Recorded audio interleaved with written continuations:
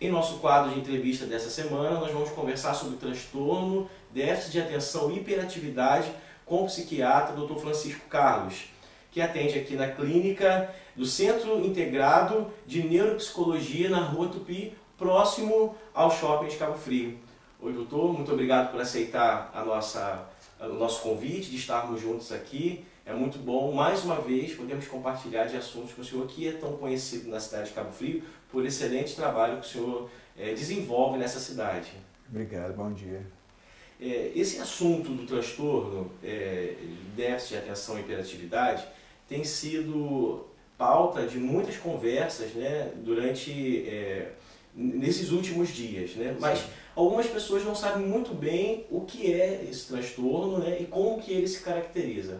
Sim, o transtorno de déficit de atenção e hiperatividade, na verdade, é um transtorno mesmo, é uma doença clínica que precisa ser tratada e se caracteriza por uma deficiência na capacidade de focar a atenção. As crianças têm muita dificuldade de prestar atenção nas aulas, normalmente o diagnóstico é em idade escolar, apesar de hoje em dia ter diagnóstico em adultos, e hiperatividade em algumas crianças, porque existem dois tipos.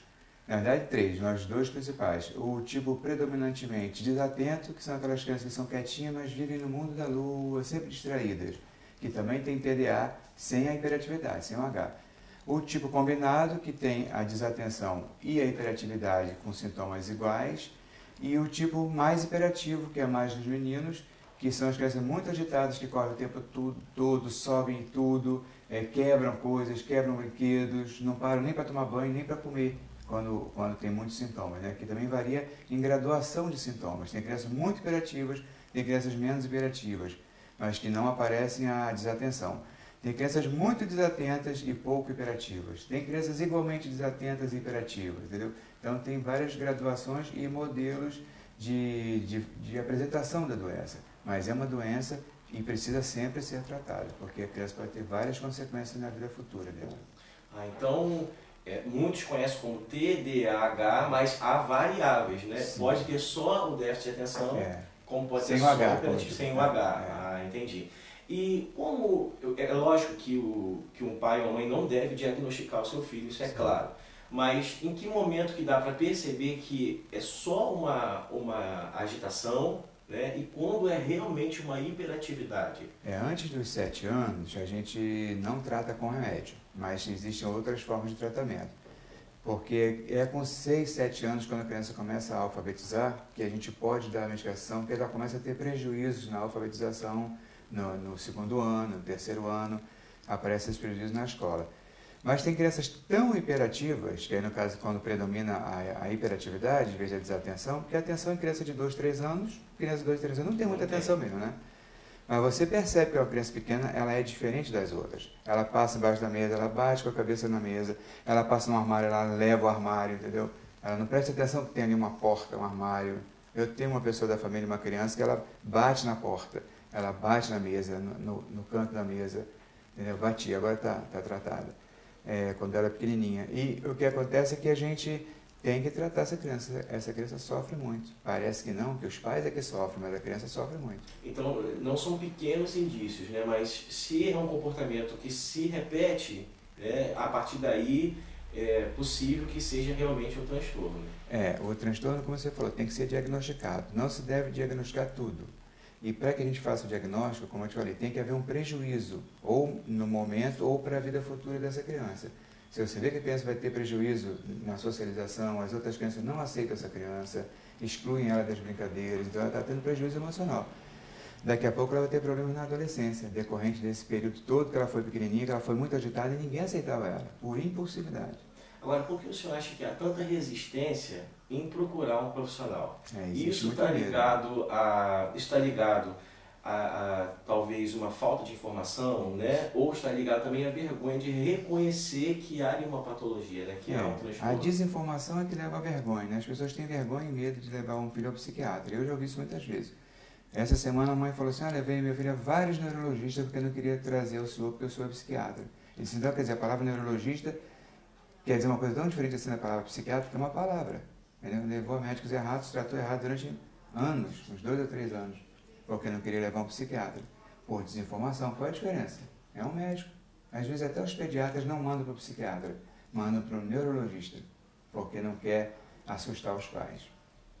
E dentro disso, né, acaba que procrastinando, né, um diagnóstico, às vezes até, e até vivendo atrás de uma sombra, né, porque já houve situações, doutor, onde uma mãe chega aqui acreditando que a criança tem o transtorno e o senhor verifica que é uma questão comum da idade ou que é até falta de disciplina dos pais, porque também há o outro lado, né? Pais que não sabem corrigir devidamente, que não impõem limites para os seus filhos. Existe esse lado também, né? Existe, apesar de serem muito poucos pais. Tem pais que chegam para mim querendo que eu dê um remédio de qualquer jeito para o comportamento do filho. Aí eu digo, a gente aqui não trata comportamento, a gente trata doença. Às vezes a criança está com um comportamento alterado porque o pai bateu na mãe, o pai foi preso, tudo é real. O pai foi preso, a polícia bateu em casa, a mãe apanha da avó, do tio, de não sei quem, aquela família confusa, a criança realmente fica agitada. Não, tem que tratar a criança, tem que tratar a família para a família se organizar e a criança sofrer menos e passar a ter um comportamento mais aceitável. Ela até pode ter o TDA, mas naquele momento não dá para fazer o diagnóstico. O senhor já falou que a partir da alfabetização de 6, 7 anos é quando começam. Na verdade, o senhor falou que quando os danos aumentam, é mais fácil de observar que há ali um transtorno, né?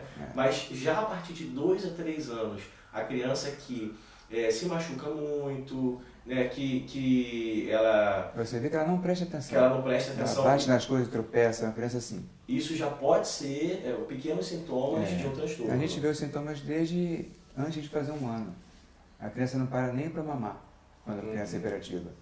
Ela mama, para um pouco, faz outra coisa, aí pega uma madeira, aí para, mexe em outra coisa. Agora, doutor, o senhor acredita que, eu não sei, há alguns anos nós não falávamos sobre isso. A gente tratava isso, é uma patologia que já existia anteriormente, sem um diagnóstico, né, sem um tratamento. Não, tinha outro nome. Tinha outro nome. Tinha. E hoje as pessoas estão mais atentas para isso?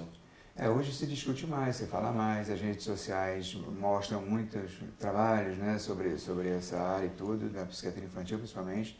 Eu trabalhei na APAE em 1986 e a gente já tinha crianças com uma chamada disfunção cerebral mínima, que era o TDAH, com o nome anterior, que não tinha tratamento na época. Era fono, psicólogo, psicopedagogo, fazia a criança ficar mais, tratamento não tinha medicamentoso. Que esses profissionais são importantes até hoje, a fono, psicólogo, psicopedagogo são importantes até hoje. Mas só que hoje o remédio contém mais essa questão da hiperatividade que faz a criança focar mais no medicamento. Mas os outros tratamentos que já existiam antigamente continuam sendo muito importantes, principalmente para os pais, quando os pais precisam de atendimento para saber lidar com aquela situação. Porque não é fácil mesmo, não. Não é filho fácil. hiperativo não é fácil, não. De forma terapêutica, né, atividade física, né, o que é mais recomendado? Né? Eu sei que é uma questão que o psiquiatra vai conversar com os pais, mas o que favorece mais? Uma luta marcial, uma natação, um esporte, música, o que coopera para amenizar os sintomas do TDAH? O que a criança gosta, o que a criança tem interesse. Se ela gostar de luta marcial, vai ser luta marcial. Se ela gostar de natação, vai ser natação. Se você quer matar uma criança hiperativa, é mandar ela fazer uma coisa, uma atividade física que ela não gosta. Entendi. Eu tenho um exemplo de um garoto que a mãe queria que ele fizesse natação, mas ele detesta natação. Então ela disse, doutor, ele dá uma abraçada e quando ele levanta a cabeça ele grita com alguém. Aí dá outra abraçada, ele levanta a cabeça, vai respirando e já fala com alguém. Ele não parava, não prestava atenção nem no nado. Ele precisa fazer algo que tenha ele interesse. tenha prazer, porque tem outros que nadam, ficam com a cabecinha dentro d'água o tempo todo, na maior felicidade, porque eles estão felizes fazendo aquilo. Uhum. Agora, por que normalmente meninos apresentam mais esse transtorno? É verdade isso, essa informação? Até hoje em dia mas o que parece que tem é a proporção de 3 ou 4 meninos para cada menina. Mas o que parece que existe é um subdiagnóstico das meninas, porque nos meninos predominam os sintomas de hiperatividade e nas meninas os sintomas de desatenção. Só que os sintomas de desatenção passam em branco. As meninas, quando vêm para mim, já vêm com 13, 14 anos, 12 anos, muito depois dos meninos, porque elas não são agitadas, então elas não incomodam. Se elas não incomodam, elas ficam lá no cantinho da sala, quietinha, totalmente distraída, mas os professores não incomodam, não chamam os pais, não comunicam, não acontece nada. E elas vão fazer diagnóstico bem depois. Quando fazem, né? Quando passam a vida inteira, bem muitas mães aqui que dizem que são desatentas e os filhos hiperativos. Elas fizeram o diagnóstico dos filhos, mas elas perceberam, igual nos filhos, a desatenção nelas, mas nunca ninguém disse que elas tinham algum problema, porque elas ficavam quietinhas. Totalmente desatentas, distraídas, no mundo da lua, como se diz, não incomodava, o professor nenhum fazia queixa à mãe, aos pais. Isso é um fator bastante relevante, que então para a sociedade de uma forma geral a hiperatividade incomoda mais do que a desatenção. Então por isso que os meninos são mais... Mas a desatenção é mais grave porque ela causa prejuízo acadêmico importante. Se as pessoas não terminam o segundo grau, não entram na faculdade, porque não conseguem, chegam uma hora, 7ª, 8ª ano, elas param de estudar. Entendi. Agora, há muito tabu e muito receio com medicação. Né? É lógico que nós estamos conversando com o senhor e a gente conhece o seu trabalho, né? Sabe da seriedade a respeito disso, mas até que ponto é possível tratar sem a medicação e a partir de que momento é impossível não ter a medicação nesse processo de reabilitação?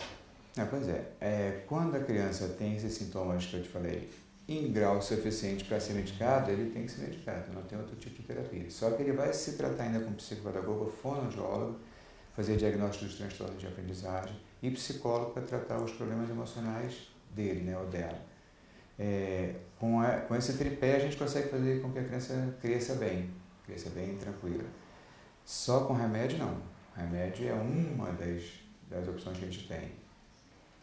Mas eu vou então fazer a pergunta de uma forma diferente, para ficar claro para quem está assistindo a gente.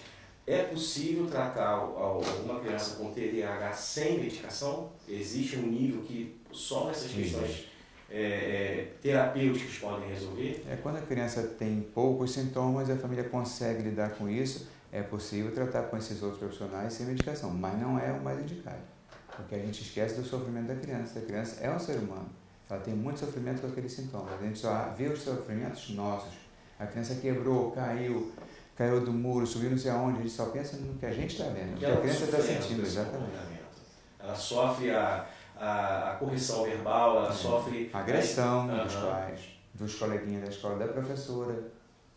Tá bom, nós queremos agradecer por essa entrevista. Eu espero que você que está nos assistindo possa ser esclarecedor para você, como foi para a gente aqui, um assunto tão complexo, conversado de uma forma tão simples, como é a sua característica, doutor. Um senhor sempre muito acessível, né, e com essa tranquilidade tem ajudado muitas pessoas. Fica aí uma consciência para os pais que estão nos ouvindo, não deixe de, identificando sintomas como esse que o doutor Francisco Carlos nos apresentou aqui, procure ajuda. Em especial, quero falar novamente sobre o trabalho que o Dr. Francisco Carlos realiza na cidade de Cabo Frio, aqui no Centro Integrado de Neuropsicologia, que está na Rua Tupi, número 1. É bem próximo ao Shopping Parque Lagos.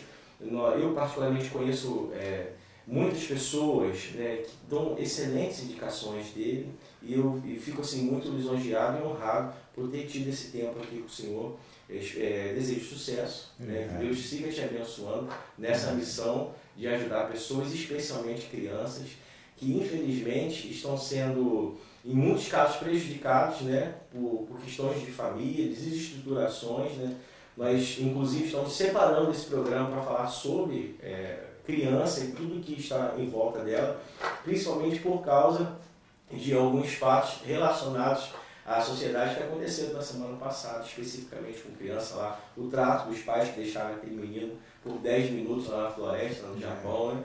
Com certeza a gente precisa repensar. Criatividade, né? É uma criatividade muito prejudicial. Prejudicial. Como é que faz isso? Mas eu quero te agradecer mais uma vez, muito obrigado e sucesso no teu trabalho. Tá bom, obrigado a você. Vamos agora para os nossos